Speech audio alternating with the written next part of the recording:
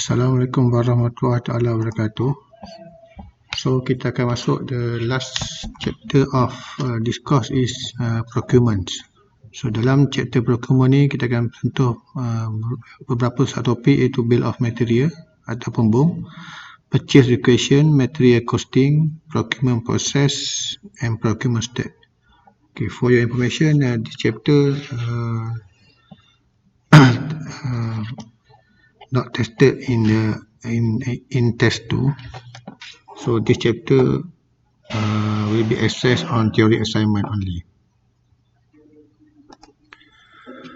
Okay, learning outcome for this topic is after completing this topic, the student should be able to explain about material takeoff and bill of material, perform a simple material costing, explain the procurement process and step.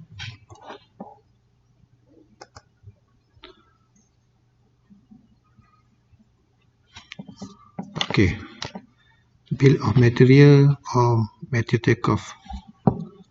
Okay, bill of material and material takeoff ni adalah dua istilah yang berbeza. Certain company certain company mention bill of material and material takeoff ni satu benda sama. Basically BOM ataupun material takeoff, BOM dan material takeoff ni adalah satu istilah yang berbeza. Okay, a material takeoff is the process of analyzing, drawing and determine all the material requirement to complete the design. So material takeoff ni merupakan satu proses. Dan bill of material is a document that show detailed description of material used in completing a project. So the major difference between BOM and MTO is need to make a BOM. So, and BOM aid in the procurement and requisition of material. So maksud dekat sini ialah untuk nak menyediakan BOM kita perlukan MTO.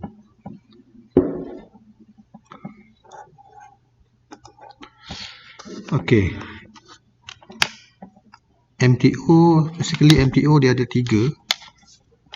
Okay, MTO first MTO, second MTO and third MTO. Okay, first MTO is a provisional list of the requirement piping item of the project in tabular form. Normally, first MTO ni extract from the PAN ID and plot plan. So basically, first MTO ni dia not accurate.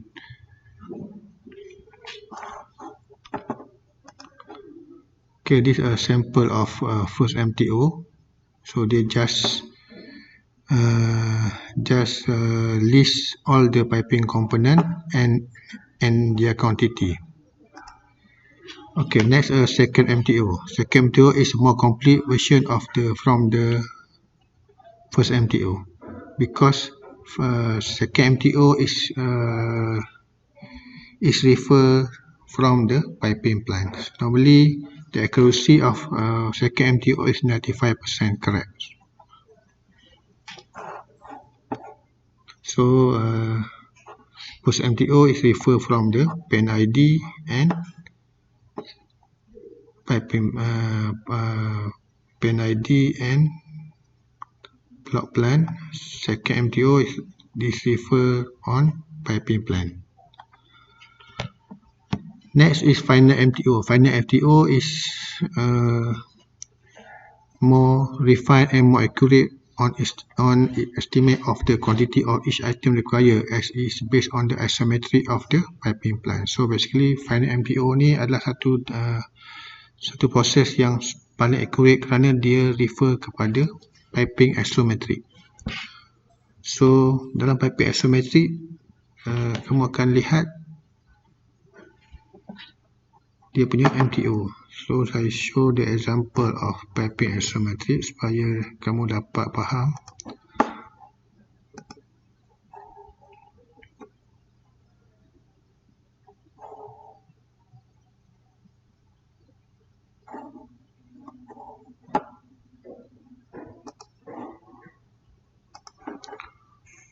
Okay, so this is a piping isometry. So here you can see the MTO. So dalam dekat bahagian tepi ni daripada piping isometrik ni, kamu akan lihat ada list of component untuk fabricate the piping spool. So kat sini kamu nampak dia ada komponen macam pipe, fitting, flank, okay, dan juga pipe spool.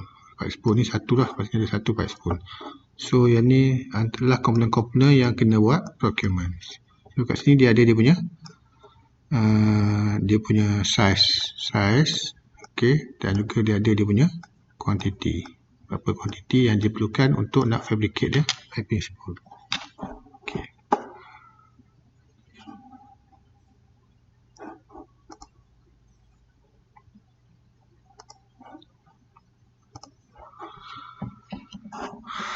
Okay. So bila kita dah siap, bila kita dah create all the 3 MTO, MTO 1, first MTO, second MTO and final MTO, last sekali kita akan keluarkan satu BOM. So BOM ni adalah bukan satu dokumen yang menggabungkan semua komponen-komponen ataupun piping komponen yang diperlukan untuk nak fabricate the project ataupun nak membina the process plants. So it specified the required item by the reference grade and standard to which it must be made by size and rating. Maksudnya dalam BOM ni dia akan specify the size, dia punya kelas rating dia berapa. Contoh dia macam flank berapa kelas rating dia, macam valve apa kelas rating dia. Semua ni dia akan senaraikan dalam BOM. So bila ada information ni, senanglah kita nak buat procurement. So kat next slide ni kamu akan dapat contoh BOM. Okay, ni adalah contoh BOM. Okay, contoh kat sini adalah pipe. So pipe ni kita tahu bahawa apa material dia, apa dia punya specification dia, okay, dia punya ketebalan dia. So semua ni akan ada dalam BOM. So semua ni dia akan tengok lah berapa dia punya quantity dia. Contoh for example kalau concentrate reducer, okay, dia punya material dia, okay, dia punya specification dia, okay, semua tu dia dikeluarkan dalam BOM. Okay, ni contoh BOM. Okay, next kita pergi kepada purchase location, okay, ataupun proses untuk nak buat pembelian.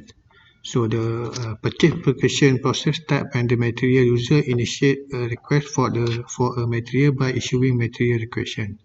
So biasanya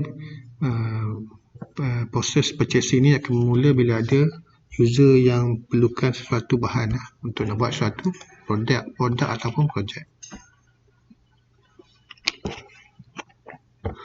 The product quantity and delivery due date are clearly described on the material requisition. Biasanya dalam material requisition tu dia akan mention dia punya apa produk diperlukan. Contoh dia kalau diperlukan diperlukan elbow, berapa quantity elbow, okay, apa specification dia, dan juga bila dia nak diperlukan, delivery due date. Okay. So normally the number of the application issue depend on the internal accounting control system of the requisition. Biasanya material requisition ni dia ada beberapa kopi untuk tujuan kita nak control dan juga untuk nak track record. Okay, the issuer retain the copy and the warehouse receive the original copy plus a duplicate. So biasanya dia akan ada 3 kopi ya. Normally biasanya company akan adakan 3 kopi. Satu untuk orang yang mohon, the issuer, satu lagi warehouse, dan satu lagi mungkin dia akan submit kepada bahagian account. So the duplicate accompany the material as is moved from the warehouse to the user. So this copy also provide the essential information for the accounting department to change the appropriate user for the material. Okay, ini dia punya process of material requisition. So ni contoh form purchase requisition. So dalam ni dia adalah siapa yang request, department apa, okay, dan juga dia punya apa yang diperlukan. So inilah purchase requisition contoh. Okay, next kita pergi kepada material costings. So method costing ni penting supaya kita tahu bahawa kita punya, bila kita nak buat satu produk, kita tahu berapakah kita punya kos untuk menghasilkan produk. Okay. So dalam method costing ni dia ada dua kos yang kita kena tahu. Satu dipanggil direct cost, kedua dipanggil indirect cost. Satu direct cost dan satu lagi indirect cost. So direct cost ni ialah normally ialah labor, okay, bahan, so expensive, okay. So direct cost juga biasanya dipanggil sebagai prime cost, okay, cost prima. Okay, untuk di indirect cost ataupun dipanggil sebagai overhead cost, okay, contoh dia macam salary, running cost of machine, telefon, insurans, advertising ataupun iklan. So semua ni adalah contoh indirect cost. So biasanya normally company akan kawal kita overhead cost. Sebab overhead cost ni yang kita kena kawal. Sebab overhead cost ni kita boleh kawal. Okay. So total cost of the product. So kita akan tahu berapakah dia punya cost of dia punya produk kita ialah prime cost plus dengan overhead cost. Jadi daripada sini kita akan tahu bahawa berapakah cost untuk menghasilkan produk.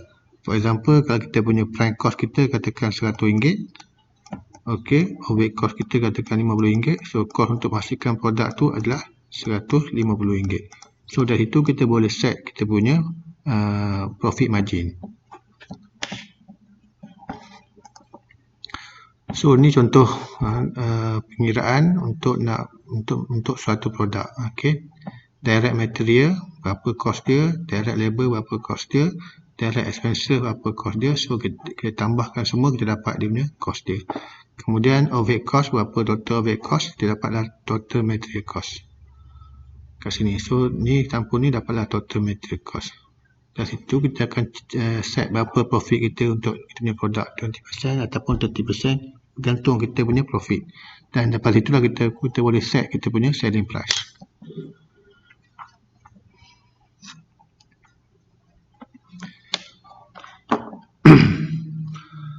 Okey, so selepas kita dah sentuh berkenaan dengan method costing, kita pergi kepada setiap kos-kos yang berkaitan dengan direct cost dan indirect cost. So first kali kita pergi kepada labor cost. So labor cost ni biasanya adalah upah yang kita wage are paid as the basic rate per hours. Biasanya kita bagi upah, okay, berdasarkan kepada jam kita bekerja. Contoh, for example, kita kerja 38 jam seminggu. So time worker above 38 hours would be classed as overtime and is usually paid as the higher rate.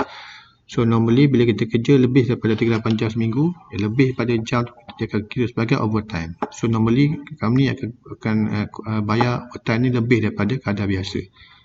Okay, for example, time and 1/2. Maksudnya kalau kita kerja lebih pada 38 jam, so net contohnya kita katakan kita kerja 40 jam, so 2 jam tu dia akan bayar 1.5 kali ganda daripada kadar biasa. Wages are not depend on the level of output, but naturally quantity and quality are still greater factor. It is normal for the performance to be close monitor. Biasanya company akan kawal overtime ni, okay. Jadi nak tak terlalu banyak sangat overtime. Okay. So labor cost selain daripada itu juga, labor cost adalah termasuk juga insurance, okay, contribution to APF, okay, cost kalau kerja tu cuti, cost kalau kerja tu cuti sakit, semua tu dia akan kira. Okay, besides that, time the employee not spend directly working on a product also need to consider during calculating the labor cost. Masalah lain tu juga, kita labor cost juga akan berkira perkara-perkara berikut. Okay, meeting, tea break, so idle time due to machine breakdown. So kalau ada mesin rosak ke, shortage of work ataupun material, mungkin ada tak cukup bahan mentah ke, semua tu adalah kita kena kira untuk labor cost. Okey, ini adalah contoh pengiraan labor cost.